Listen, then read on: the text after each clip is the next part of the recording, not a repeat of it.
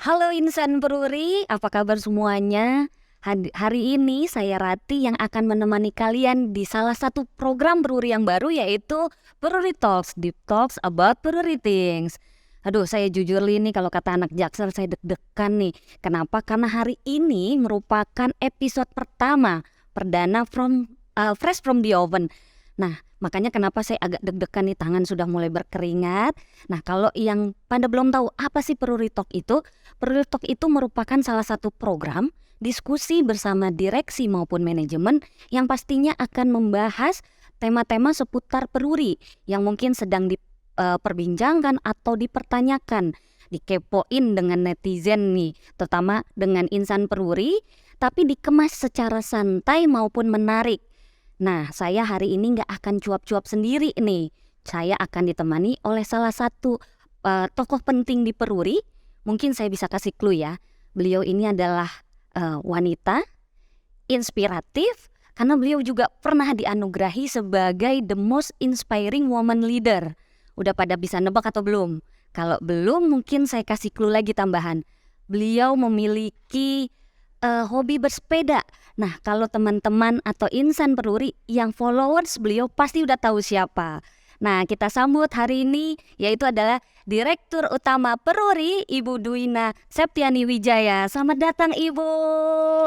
Terima kasih Mbak Rati. Ya, apa kabar Ibu? Baik, dan pertama-tama saya ucapkan selamat ya Terima atas kasih. program yang baru. Mudah-mudahan bermanfaat bagi kita semua. Iya, Bu, karena sebenarnya saya pun duduk di sini menjadi suatu kebanggaan untuk diri saya juga. Mungkin nanti untuk dengan insan-insan Peruri lainnya, siapa tahu mereka pun bisa berdiskusi dengan manajemen maupun dengan Ibu ya, dengan secara santai, tapi kita akan mendapat insight-insightnya, Bu. Jadi ini juga akan membantu kita juga membawa Peruri ke depannya. Karena tema hari ini pun yang kita akan bawa sebenarnya diskusinya adalah terkait dengan transformasi journey, Bu. Topiknya sih sebenarnya mau dibawa kemana sih, Bu Peruri, Bu? Langsung aja nih, Bu, pertanyaannya ya, Bu ya. Sebenarnya urgensi dari transformasi yang sudah dilakukan oleh Peruri nih, Bu, berapa tahun belakangan nih, Bu. Sebenarnya itu lebih karena apa ya, Bu ya? Apakah karena ikut-ikutan dengan BUMN lainnya gitu, atau instruksi kementerian, ataupun sebenarnya transformasi itu kan muncul karena ada suatu masalah. Nah, ini mungkin dari sisi Ibu mungkin bisa disampaikan. Oke, saya berangkat dari filosofinya juga dulu ya. Jadi kalau kita tahu siapa yang akan bertahan ya dalam jangka panjang, itu bukan yang terbesar, bukan terkuat dan bukan yang terlain, tetapi adalah mereka yang mampu beradaptasi, memiliki kemampuan untuk berubah, mengikuti perkembangan, dan lebih bagus lagi kalau bukan sekedar follower gitu. Jadi kita harus tahu bahwa kemampuan kita untuk beradaptasi terhadap berbagai perubahan itu merupakan suatu core yang harus dimiliki, dan juga untuk perusahaan. Kita tahu perusahaan-perusahaan yang besar bisa hilang ya. Iya, betul, Bu. Nah, jadi justru itu bahaya gitu ya. Nah, jadi kalau ditanyakan di Peruri, memang perubahan ini dasarnya apa? Dia yang paling benar sebetulnya kita melakukan transformasi itu karena bukan bicara mengenai kulit, tetapi memang ada substansinya, ada suatu hal yang memang membuat kita perlu melakukan, dan kita melakukannya juga dengan suatu strategi yang kuat gitu. Nah, kalau Peruri mungkin contoh klasik dari yang paling terancam dalam era disrupsi digital. Kita mungkin berada di zaman di mana VUCA dan hal yang paling mengancam keberadaan sustainability dari perusahaan adalah disrupsi digital gitu. Dan selalu yang harus pasti jadi contoh duluan digital, apa sih nomor satu yang selalu jadi contoh adalah cashless. Kalau gitu yang paling terancam siapa? Yang cetak uang dong. As easy as that gitu kan. Nah, Jadi tinggal kita yang mau melihat, kita mau dibawa dengan narasi itu Mm-mm. atau justru setiap perubahan itu sebetulnya kita bisa melihat itu sebagai suatu ancaman atau suatu peluang gitu. Mm-mm. Jadi yang menarik dan memang dalam corporate strategy memang yang selalu kita harus melihat kekuatan kita, kemudian juga siapa kita gitu, dan kita tidak terbawa narasi yang mungkin selama ini kita terima. Karena apa? Karena Peruri pencetak uang gitu. Nah, Mm-mm. kita berangkat dari sana gitu ya.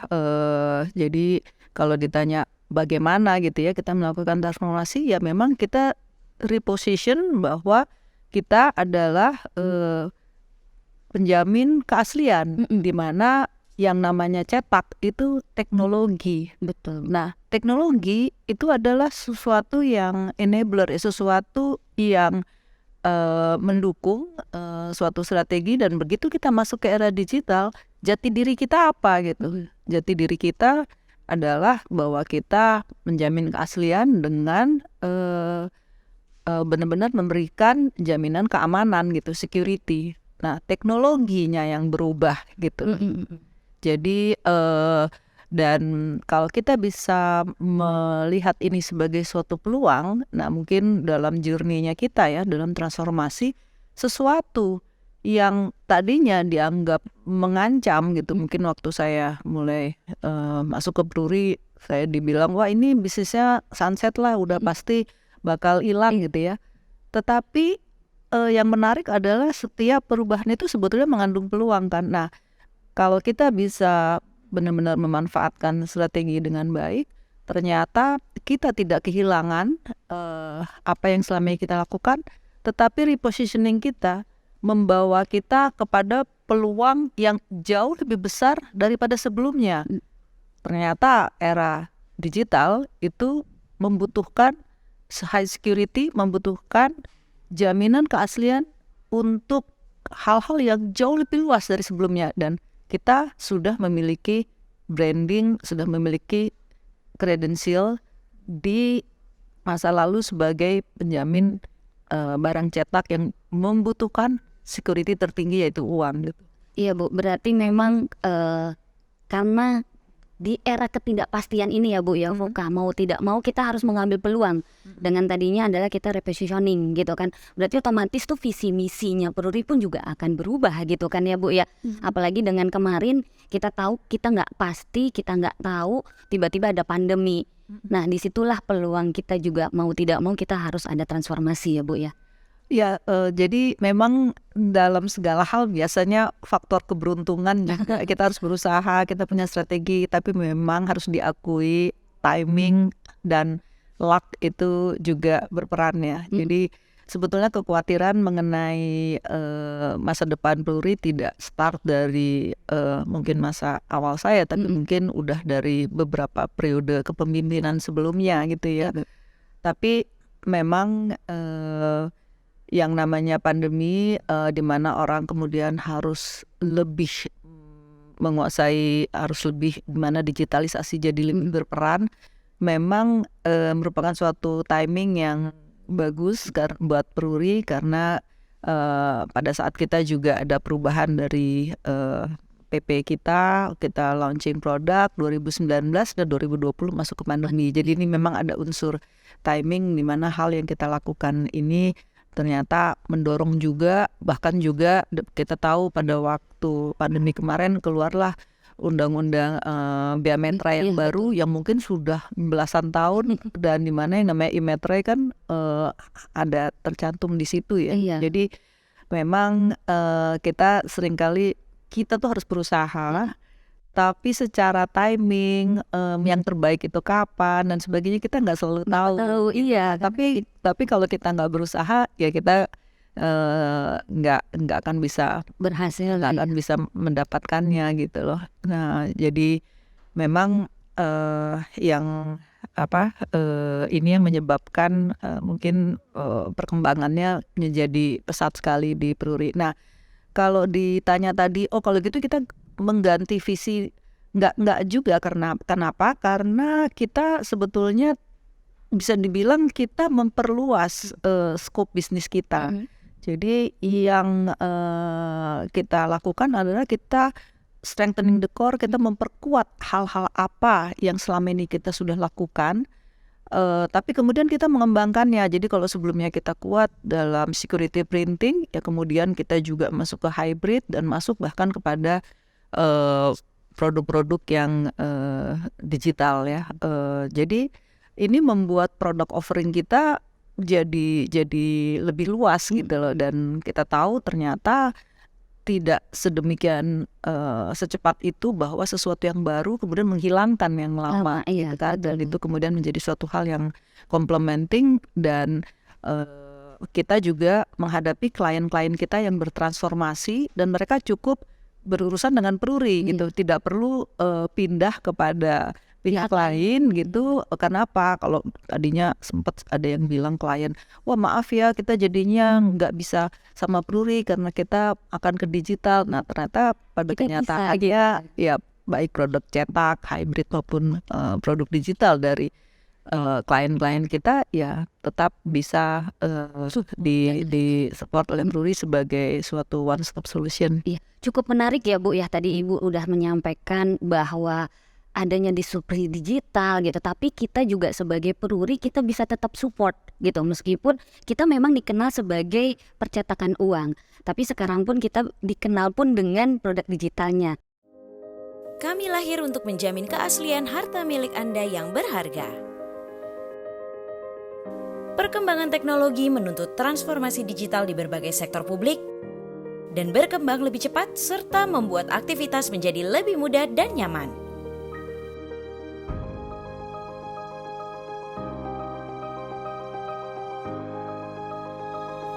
Pruri hadir memberikan solusi lengkap untuk memudahkan transformasi digital dalam hidup Anda.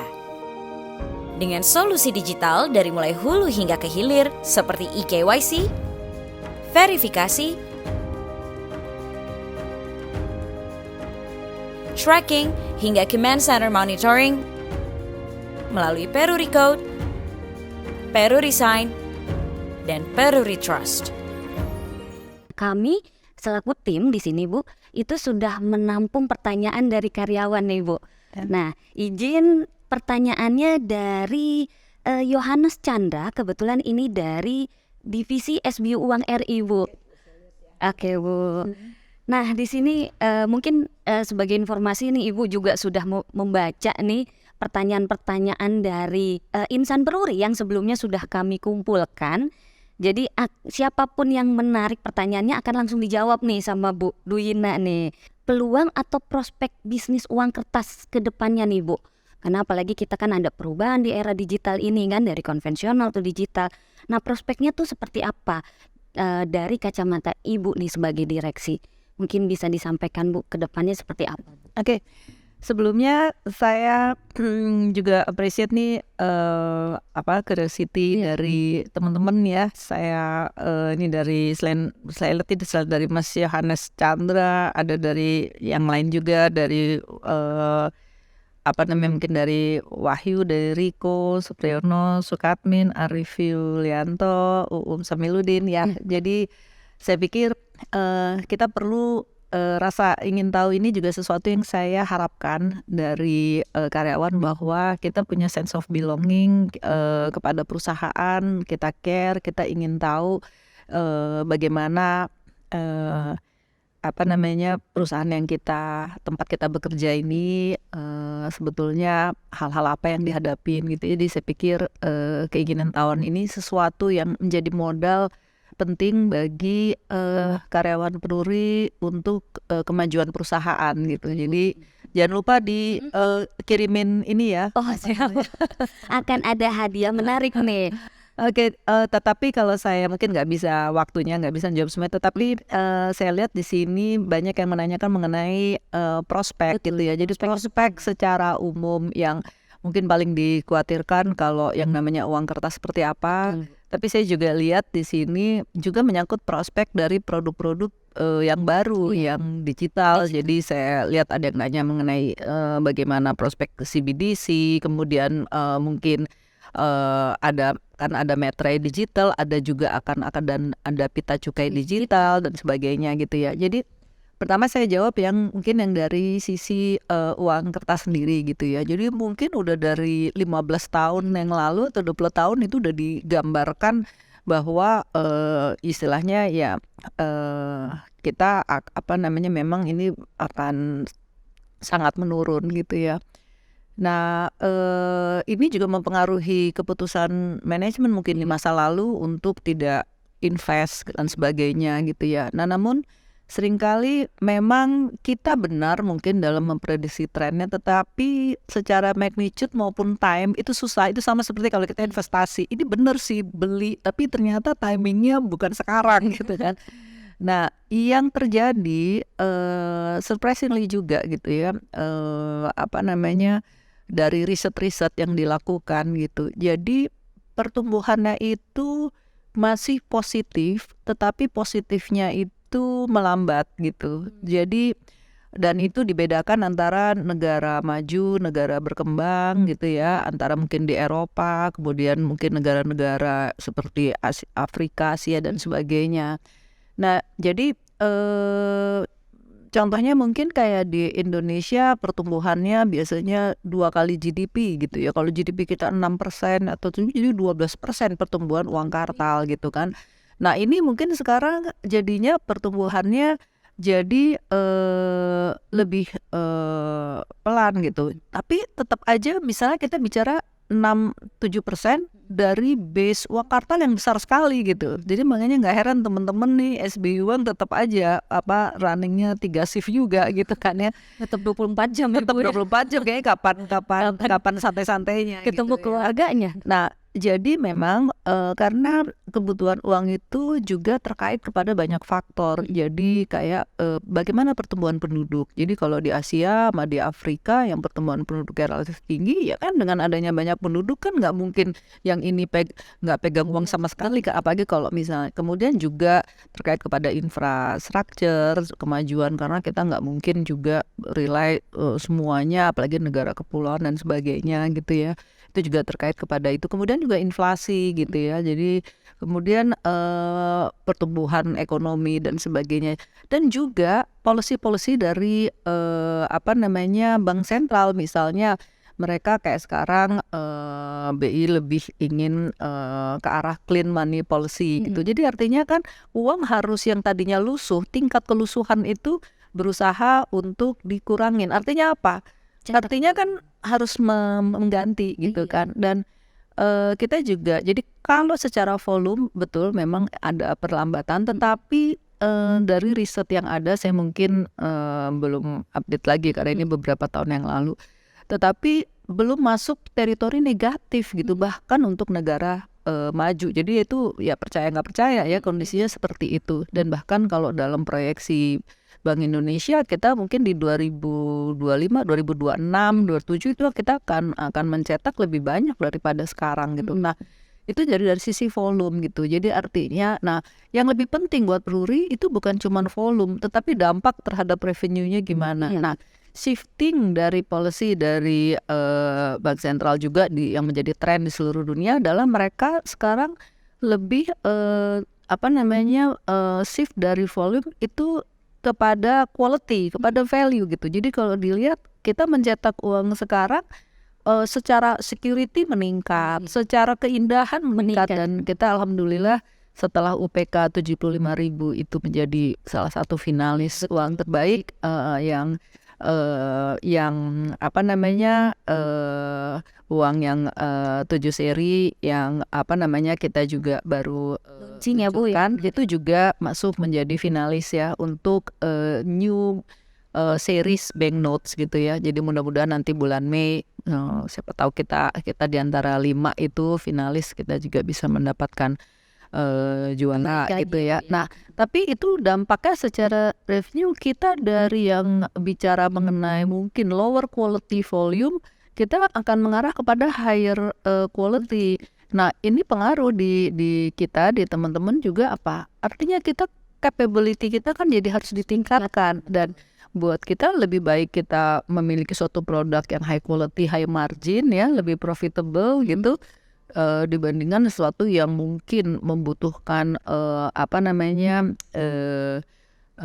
jumlah labor yang tinggi, tetapi secara value nilainya nggak terlalu tinggi gitu. Jadi kita melihat prospek ini bagus, dan building capability ini membuat kita juga kompetitif di internasional gitu ya.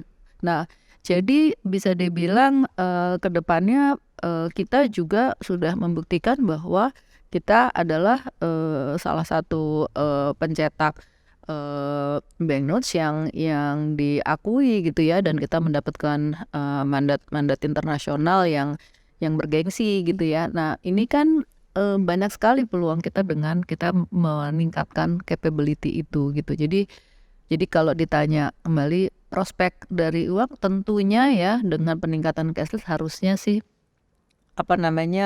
mestinya ada tentunya sesuatu yang ada declining gitu ya. Tetapi memang kita nggak tahu kapan betul-betul masuk teritori negatif, karena kalau yang tadi faktornya macam-macam ya, selama pertumbuhan penduduk, pertumbuhan ekonomi, inflasi, dan kalau misalnya semakin quality uang semakin tinggi berarti kan replacementnya dan sebagainya gitu ya. Jadi dari situ. Nah, kemudian juga sekalian mungkin jawab yang teman-teman yang lain yang terkait kepada produk-produk. Nah, itu kan tadi mungkin jadi teman-teman yang khususnya di SBU uang gitu ya, kita sendiri domestik memang bagus sekali dari BI, lalu sekarang sudah sangat dengan Peruri, dengan komunikasi yang lebih baik, kita sudah punya planning. Jadi kita nggak tebak-tebakan nih tahun depan berapa, bahkan kita udah tahu dalam beberapa tahun ke depan gitu ya, walaupun ini nggak sesuatu yang menjadi konsumsi publik ya. Tetapi kita udah tahu ya, mungkin sekarang kita agak berkurang secara jumlah, tetapi nanti ada kenaikan lagi. Tapi yang penting adalah secara value itu adalah betul-betul kita harus menghasilkan quality yang jauh lebih tinggi daripada sebelumnya, dengan feature-feature, security feature yang lebih baik gitu. Nah, ini juga yang penting kita melihatnya memang kalau capability kita semakin meningkat ya, tentunya secara revenue yang masuk ke Peruri akan lebih besar. Nah, ini juga terkait kepada produk-produk yang lain, tidak hanya uang tapi juga produk yang lain itu mengalami upgrade kan. Dan kemudian yang tadinya mungkin kita sepenuhnya impor kertas, mungkin untuk materai atau mungkin buat paspor atau yang lain gitu, sekarang udah dihasilkan dari grup kita sendiri, dari kertas Padalarang. Dan itu berarti kan secara konsorsiumnya, secara revenue-nya itu kan akan lebih bagus buat kita. Jadi memang luar biasa dampak dari kita meningkatkan capability. Kenapa? Karena Peruri itu sudah punya market, itu yang sulit diperoleh. Jadi market ini yang paling berharga. Jadi intinya cuma Perurinya bisa apa enggak gitu. Tapi kalau misalnya kita orang tuh ada pilihan, oke, ini ada 3 provider atau apa, tapi yang satu Peruri, udah pasti kalau bisa milih ya milih Peruri aja yang karena apa? Karena that's the power of branding gitu ya. Jadi itu yang kita harus jaga, bahwa kita trusted, kita punya credential 50 tahun menjamin keaslian dari produk yang sangat high security. Dan kalau itu kita terapkan untuk berbagai produk yang lain, itu branding itu kuat sekali gitu kan. Nah, itu yang merupakan suatu modal yang besar. Dan ini keterlibatan karyawan juga untuk menjaga branding kita. Nah, branding itu bukan cuma dari produk. Saya ingin orangnya, people-nya itu juga mewakili branding Peruri seperti apa gitu. Oh, kita ingin dikenal inovatif, kita solusi, kita customer oriented, dan itu harus tercermin juga dari branding kalau klien atau pihak luar bertemu dengan karyawan Peruri gitu. Ya Bu, mungkin kalau saya bisa bilang nih, Ibu ternyata nggak cuma menjawab prospek untuk uang kertas ya. Tadi Ibu menjawab juga prospek untuk produk lainnya, Oke. gitu kan ya. Ya, tadi mungkin saya belum singgung. Jadi sama. Jadi untuk tentunya seperti CBDC ini merupakan issuernya kan, jadi menjadi authority dari Bank Indonesia ya. Walaupun kita sendiri memang melalui Kementerian BUMN kita ada suatu apa namanya PMO juga untuk membuat kajian. Tapi intinya dalam berbagai produk digital, positioningnya Peruri tetap sebagai authenticator.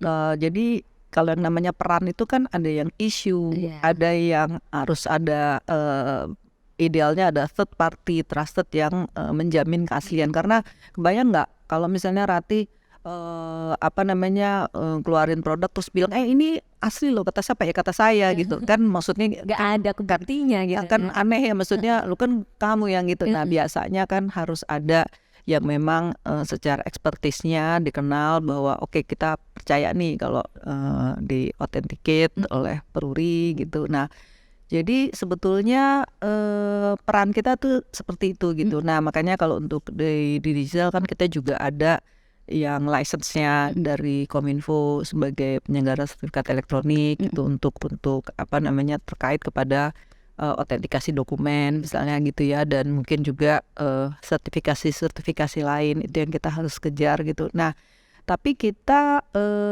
untuk Metrai kebetulan kita juga sudah apa namanya sudah dari tahun lalu sudah meluncurkan juga betul. gitu kan dengan Dirjen Pajak sudah keluar, dan ini yang mestinya sih kedepannya juga ada penjajakan terkait kepada hal-hal lain. Kemudian juga misalnya sertifikat mungkin untuk yang tanah, yang digital certificate-nya, kemudian juga nanti juga kajian terhadap pita cukai dan sebagainya. Tetapi bisa dilihat betapa luasnya skop yang kemudian bisa dilakukan oleh Peruri gitu ya. Dan mungkin menariknya nih ya, yang membedakan kita dengan digital startup lain gitu ya. Jadi mungkin kalau digital startup lain memang ya di satu sisi keuntungannya adalah mungkin mereka mendapatkan funding besar gitu ya. Tetapi funding yang besar itu mungkin juga paling besar dilakukan untuk istilahnya bakar uang untuk apa? Mencari market gitu.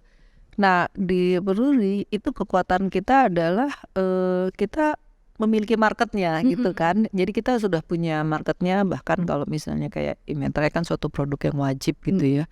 Jadi yang kita fokuskan adalah memang bagaimana kita membangun capability kita, tetapi bahwa kita tidak perlu jor-joran membakar uang untuk membuat orang memakai produk kita atau untuk apa namanya, bahkan kalau kita lihat dalam ekosistem bisnis digital kita pun kita justru orang-orang yang datang untuk mendaftar menjadi distributor kita, jadi reseller kita gitu, dan itu biayanya ya mereka mungkin ya cuman revenue sharing aja ya, tapi artinya apa, kita nggak kalau di bisnis model yang lain itu kita harus mengongkosi semuanya gitu kan, dan itu tambah ya Bu ya. Bukan cost tambah, itu inti terbesarnya di sana, karena sebetulnya mungkin bangun apps nggak seberapa mahalnya gitu ya, tetapi marketing cost yang gila-gilaan mungkin kalau dibanding yang lain, apa kita pernah pasang gede-gedean baliho atau apa dan sebagainya, tapi bukan berarti kita nggak perlu melakukan ya, karena kita bisa melakukan itu melalui jaringan kita gitu loh. Nah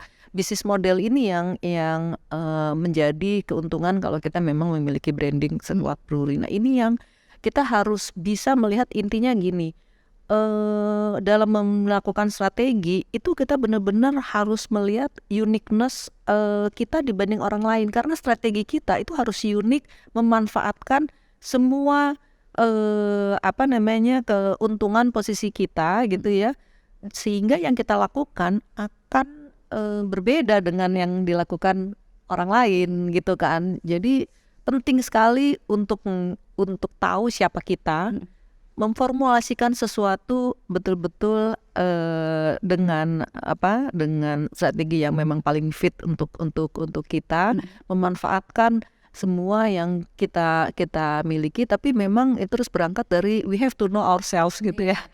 Itu yang sendirinya ya, karena seringkali kita bawaannya kalau nggak ngerjain yang orang lain lakukan gitu. Nah, kalau saya segala sesuatu tuh substansi buat saya penting sekali. Jangan pernah melakukan sesuatu karena tetangga melakukan gitu. Termasuk juga transformasi, karena kalau nggak ya kita jadi sesuatu yang kulit gitu ya. Kalau cuma penghargaan dan sebagainya mungkin itu juga ya gampang lah ya kali untuk kayak diakui, tapi terasa nggak gitu ya ke dalam di dalam, terasa nggak untuk publik gitu. Dan balik lagi, transformasi yang dilakukan Puri mungkin sesuatu yang sangat menyeluruh. Seringkali yang disebut transformasi digital itu adalah sampai di level digitizing atau mendigitalkan proses-proses gitu kan. Jadi yang tadinya kita manual ya kita lakukan secara digital. Di kita juga ada mungkin dengan di bawah programnya Pak Halim gitu, ada banyak sekali yang kita lakukan digitalisasi internal ya. Kita tahu berbagai hal yang kita lakukan untuk meningkatkan efisiensi dan sebagainya. Tapi di kita itu bahkan sampai meng-create produk-produk digital. Jadi baik digital version daripada produk kita yang cetak maupun produk digital yang sebelumnya memang belum pernah ada.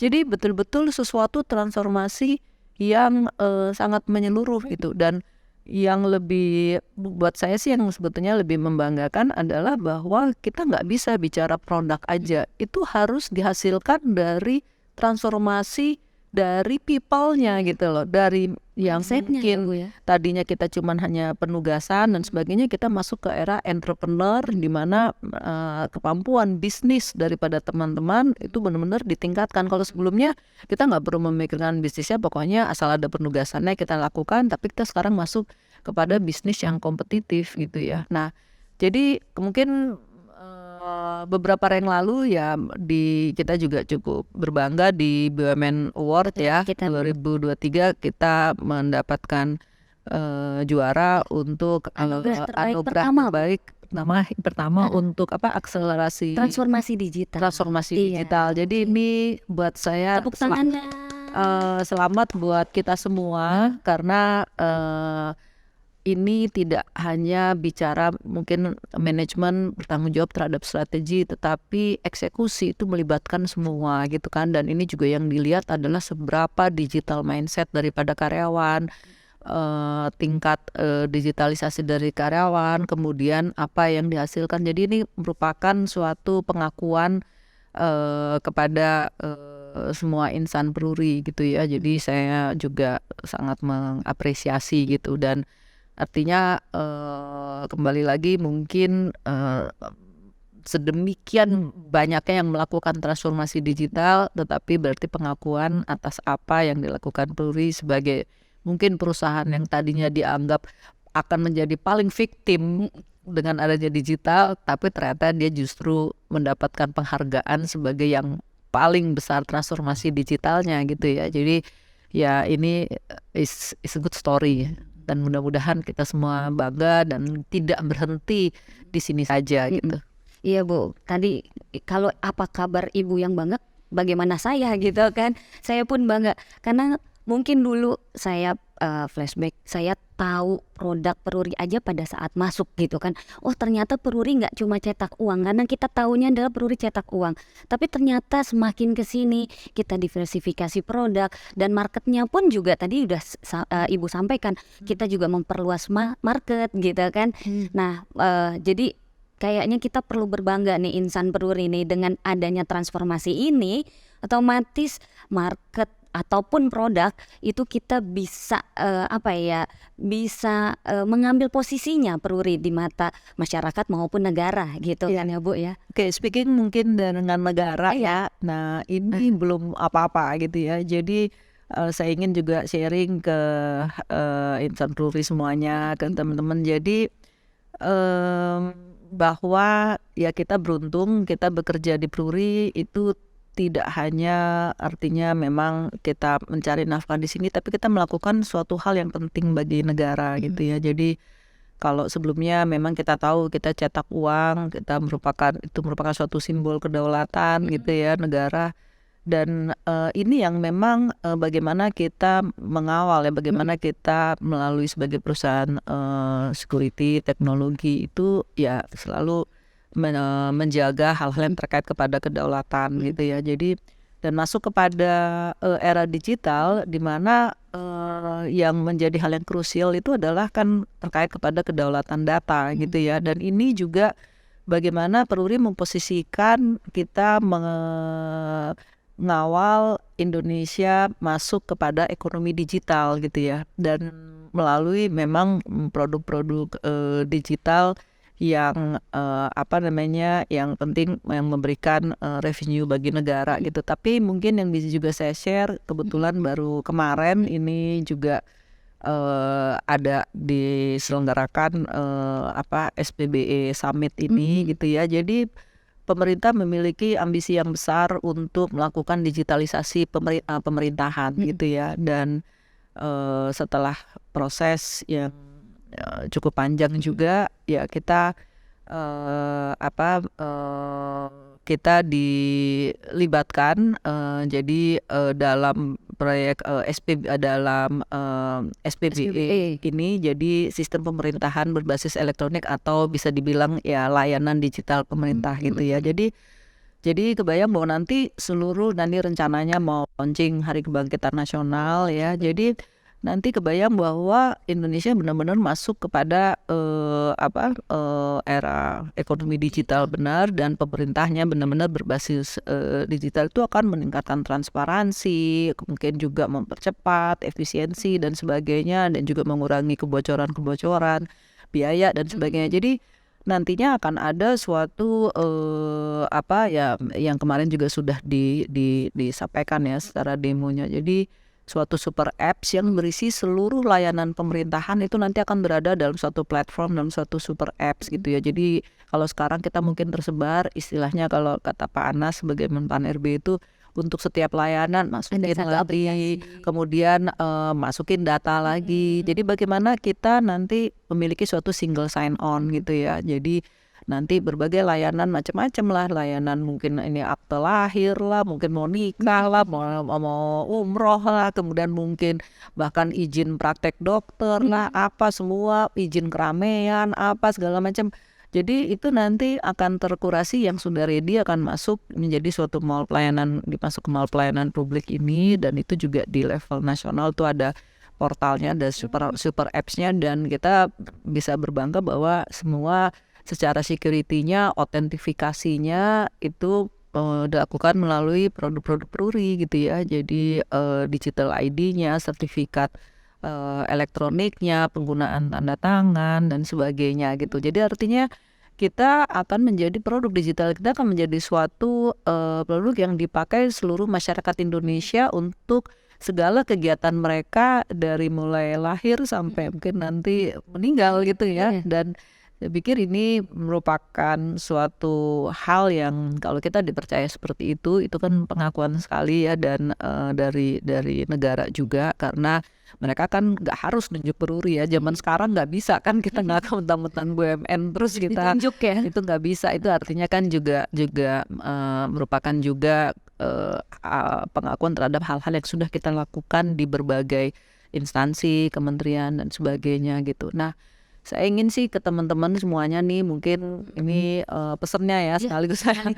Jadi artinya kita mungkin dalam masa kemarin gitu, mungkin periode saya pertama itu memang kita mencoba untuk meletakkan fondasinya gitu ya, karena kita nggak bisa langsung loncat gitu ya. Kita harus bicara transformasi itu, harus bicara dari transformasi dari orangnya, budaya kerjanya, kemudian bagaimana prosesnya, tata kelolanya, bagaimana kita memperlakukan customer, supaya baru kita nanti akan mendapatkan akhirnya dampak secara finansial. Nah, kita sekarang sudah berada dalam semua hal yang kita lakukan sudah mulai memperoleh recognition ya, pengakuan dari dari pemerintah, dari masyarakat, daripada klien gitu. Nah, ini modal ini yang perlu kita jaga, jangan kita mengecewakan gitu ya. Jadi artinya posisi Peruri itu menjadi suatu hal yang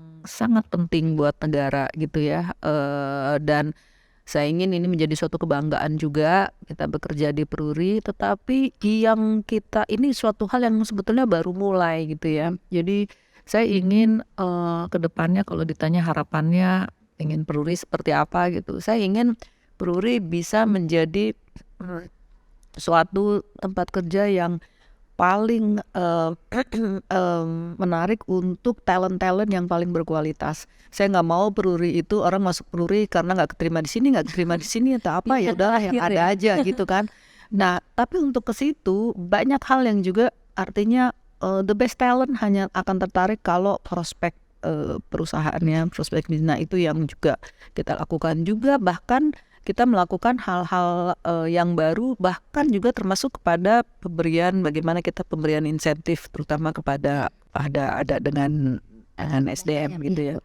Nah, tapi working environment-nya seperti apa gitu ya. Kemudian bagaimana suasana kerja, bagaimana hubungan dengan karyawan, dengan atas. Dan jadi banyak sekali hal-hal yang intinya kalau kita bisa menjaring the best talent, ini juga sustainability atau continuity, karena ke depannya betul-betul kita akan yang mengenerate bisnis kita ini benar-benar kreativitas, inovasi, hal-hal yang bukan mesin loh gitu ya. Itu cuman pendukung, tetapi sesuatu yang memang berangkat dari kemampuan daripada karyawan. Jadi kita membutuhkan talent yang sangat berbeda gitu kan. Dan ini yang saya harapkan mudah-mudahan menjadi semangat buat teman-teman semua. Mari kita bangun Peruri yang akan kita mewarisi sesuatu, terutama juga buat mungkin yang udah senior juga, bahwa ya penting kita mewarisi Peruri bagi generasi selanjutnya yang memang punya makna yang penting buat negara. Apa juga kita sebagai Perum kita memiliki misi yang strategis, tapi juga pertumbuhan yang sustainable dan memberikan kesejahteraan ya. Kita memberikan kepada pemegang saham, tapi juga memberikan kesejahteraan yang baik kepada balik lagi kepada insan Peruri ya Bu, terutama saya di sini sendiri ya Bu, termasuk di dalam insan Peruri. Ya, mungkin dari semua pertanyaan hari ini maupun pertanyaan yang sudah diajukan oleh insan Peruri, bagaimana nih? Sudah menjawabkah kekepoannya dari teman-teman semua nih? Kayaknya Bu, mungkin saya panggil Bu Nana ya. Bu Nana nih sudah menjelaskan dari awal sampai akhir nih. Jadi kalau saya ambil mungkin closingannya nih Bu, dari semua penjelasan Ibu, transformasi ini itu nggak akan bisa berjalan tanpa support dari kita sendiri, dari insan Peruri ya Bu ya. Jadi apapun yang sudah menjadi strateginya dari manajemen, dari semua BOD manajemen, kita harus tetap support, karena transformasi ini nggak mungkin cuma dikatakan oh kita kemarin sudah berhasil melewati pandemi, karena transformasi ini akan terus berjalan, karena kita nggak pernah tahu ke depannya itu akan terjadi apa lagi gitu kan di era ketidakpastian ini. Nah, sebelum selesai nih Bu, kami juga mau ada kuis nih Bu. Kalau yang teman-teman insan Peruri dari tadi mendengarkan dari awal sampai akhir, sebenarnya clue-nya sudah dikatakan oleh Ibu nih tadi. Nah, nanti kuisnya kami akan meminta jawabannya apa tagline-nya Peruri. Tadi Ibu udah sempat menyebutkan nih tagline-nya Peruri. Nah, kita akan mencari 10 penjawab tercepat, tapi dengan syarat yang pertama, follow dulu nih Perurinya, Instagramnya Peruri di peruri.indonesia. Kalau perlu mungkin bisa follow ibunya mungkin. Emang ada insan Peruri yang belum follow Peruri Indonesia? Siapa nih yang belum nih? Ayo nih. Kalau Nana udah nyuruh nih. Kalau follow Budewi nggak terlalu ini, soalnya follow Peruri Indonesia. Follow, jangan lupa tuh. Kalau Budewi isinya cuma foto sepedaan aja soalnya. Nah, sebelum di closing, mungkin saya ada sedikit quote Bu. Tadi saya sedikit mencari-cari nih Bu. Mohon maaf kalau misalkan bahasa Inggris saya jelek ya. Nah, karena dari tadi kita ngomongin soal perubahan, saya ada quote sedikit. Don't be afraid of change. You might lose something good, but you will gain something better. Jadi kita harus tetap berani untuk berubah. Karena berubah itu belum tentu jelek, karena berubah itu akan bisa melihat kita lebih baik ke depannya. Mungkin itu saja Ibu, terima kasih waktunya, diskusi santainya. Mudah-mudahan nantinya kalau misalkan ada pertanyaan lagi dari Insan Peruri, kita bisa diskusi lagi ya Bu di episode-episode selanjutnya. Nah, jangan lupa terus saksikan episode Peruri Talk ke depannya yang pasti akan membahas seputar peruri. Jadi mungkin sekian dari saya dan dari Bu Duina. Mohon izin undur. Bye Insan Peruri.